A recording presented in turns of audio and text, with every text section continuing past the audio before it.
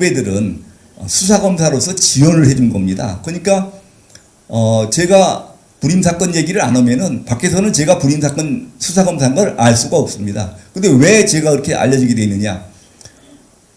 제가 알기로는 이 불임사건이 틀림없이 공산주의 운동인데 뭐 노무현 대통령이 대통령이 돼가지고 그게 무슨 인권운동이고 민주화운동이고 막 이렇게 얘기하니까 아니다. 그게 무슨 인권운동이고 민주화운동이냐? 그건 공산주의 운동이다. 그러니까 막 저에 대해서 공격이 많이 들어오고 또 맞대응을 하고 하다 보니까 제가 완전히 중심이 돼버린 거예요. 그래서 전 주임검사도 아니고 그런데 그래서 지가 지금 주임검사처럼 돼 있는 겁니다. 그러면은 제가 왜 불임사건이 공산주의 운동이라고 확신하게 됐느냐? 물론 내용 조사한 거 보면은 전부 공산주의 이론을 학습하고 온 것은 뭐 기록에 다 나옵니다. 기록에 다 나오는데 아까 말씀드린 것처럼 불임사건이 따로 생기게 된 이유가 자기네들이 전국 조직인 항림사건 관계자들보다도 공산주의 의식 수준이 더 높다고 그래서 따로 생겨났다는 거를 알고 있었고, 그래서 제가 진짜로 그런가 이 불임사건의 실체를 알기 위해서 불임사건의 1피의자는 여러 명 피의자가 있을 때 그 중에서 제일 중심이 되는 핵심이 되는 사람을 1피의자라고 합니다. 그래서 1피의자 이상록이라는 1피의자를 불러서 제가 물어봤습니다. 이게 여러 가지 얘기를 하는데 이 친구가 대뜸 저한테 그러는 거예요.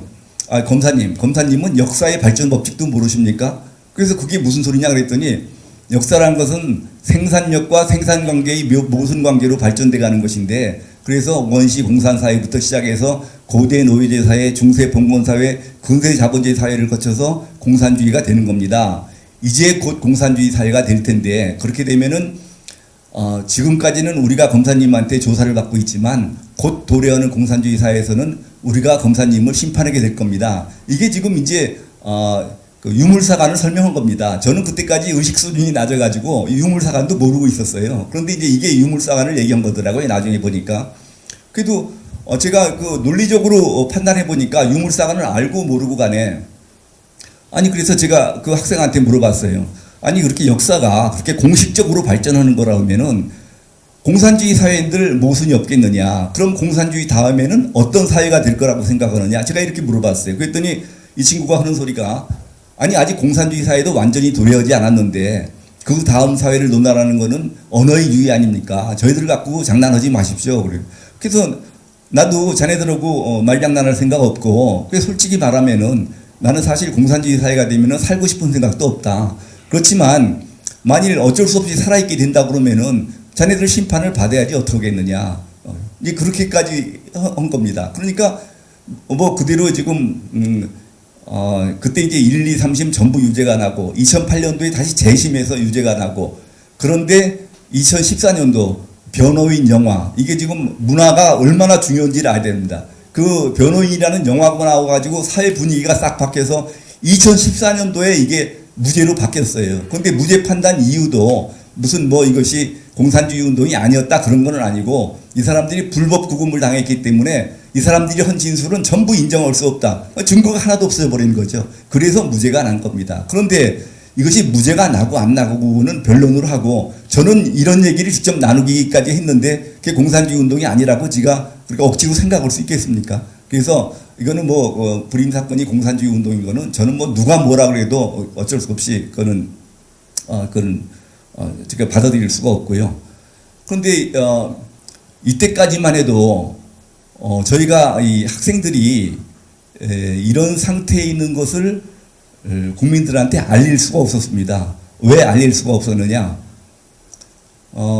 지금 우리나라 대학생들이 공산주의를 지향하고 김일성이를 존경한다, 이런 얘기를 알리면은 남북 대치 상황에서 북한 애들이 얼마나 좋아하겠습니까? 그래서 그냥 저희가 꿍꿍 앓으면서 이 발표를 못했어요. 그런데 1982년 3월 18일에 부산 미문화원 방화 사건이 터진 겁니다.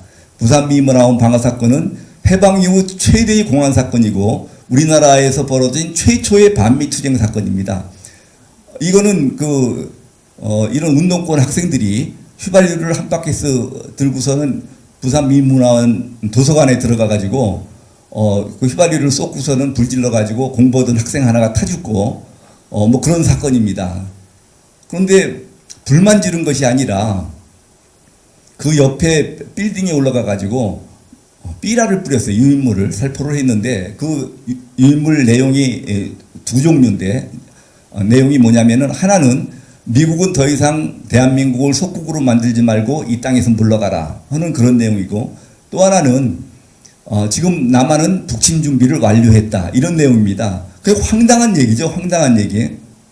그래서 그런데 지금 이거는 검찰이 비밀로 할 수가 없습니다. 왜냐하면은 시내에다 갖다가 유인물을 뿌려놓으니까 뭐 벌써 신문사에도 다 들어가고 다 알려진 겁니다. 그래서 그러면은 어떻게 이런 얘기가 나왔는지 설명을 해야 될 거 아닙니까? 그래서 저희가 울며 겨자 먹기로 학생들이 이러이러한 의식학습을 받고 있고 그래서 지금 이런 결과가 나온 거다라고 발표를 했어요. 저희는 사실은 알리고 싶지 않은 얘기를 할 수 없이 알렸는데 이 국민 반응은 지금 엉뚱한 겁니다. 그러니까 그 당시에 어르신들 생각에, 기성세대들 생각에 우리 학생들이 미국 물러나라고 하는 게 이게 말이 되느냐. 어르신들은 아니 내가 일제 식민지에 있다가 이게 지금 미국이 우리나라를 해방시켜주고 또 6.25 전쟁이 생겨서 다 죽게 생겼을 때 미국이 와서 우리를 살려주고 또 전쟁 끝나고 다 굶어 죽게 됐을 때 원조 물자 줘가지고 우리 먹여 살려주고 또 자유민주 체제로 이렇게 해주고, 아니 우리가 지금 미국을 반대하고 미국을 비난할 일이 뭐가 있느냐. 우리 학생들이 미국을 비난한다는 거는, 반대한다는 건 말도 안 되고, 이거는 보나마나 검찰이 이 정통성 없는 권위주의 정부를 도와주기 위해서 학생들을 용공으로 모는 거다. 용공 조작을 했다. 공안검사들이. 이렇게 전 언론이, 전 국민이 다 그렇게 돌아서 버린 거예요. 저희는 진짜로 황당했고, 그래서 개인적으로는 엄청난 피해를 당했습니다. 지금 뭐 미국에 그 친구들 유학 가 있다가 편지까지 보내가지고 뭐 영주야 너 그렇게까지 해서 꼭 검사를 해야 되겠냐, 뭐 그만둬라 그러고, 가깝게 지내던 선후배들도 이제 뭐 당신하고는 이제 그만 아는 척하지 말자 뭐 이런 그 저기 많이 들어오고. 그런데 이것이 언제 오해가 풀렸느냐? 1986년쯤 되니까 오해가 풀렸습니다. 어떻게 오해가 풀렸느냐? 그때쯤 되니까 이 사업체에서 노동쟁의가 벌어지는 겁니다. 그런데 그냥 정상적인 노동쟁의가 아니라 완전히 폭력적인 투쟁을 하는 겁니다. 이를테면 사장을 붙잡아다가 머리를 깎여가지고 드럼통에 넣고 굴리고 뭐 공장에다가 불 지르고, 그러니까 이건 눈으로 보이지 않습니까? 도대체 우리나라 근로자들이 왜 저러냐? 그러니까 이제 나온 것이 학생들이, 이게 의식화된 학생들이 위장 취업을 해가지고 근로자들을 상대로 의식화시켜서 그렇다. 그러니까 학생들이 저렇게 변했구나 하는 거를 이제 그때 이제 알게 됐죠. 그러면은 우리가 82년도에 발표한 것이 그게 거짓이 아니었다고, 이를테면은 용공 조작이 아니었다고 이거를 밝혀줘야 될 거 아닙니까? 이해를 해줘야 될 거 아닙니까? 그런데 그건 아니에요. 공안검사는 용공 조작을 하는 사람들이고 학생들이 이렇게 위험하게 된 거는 또 이거는 또 따로 인식을 하고 뭐 이런 상태입니다.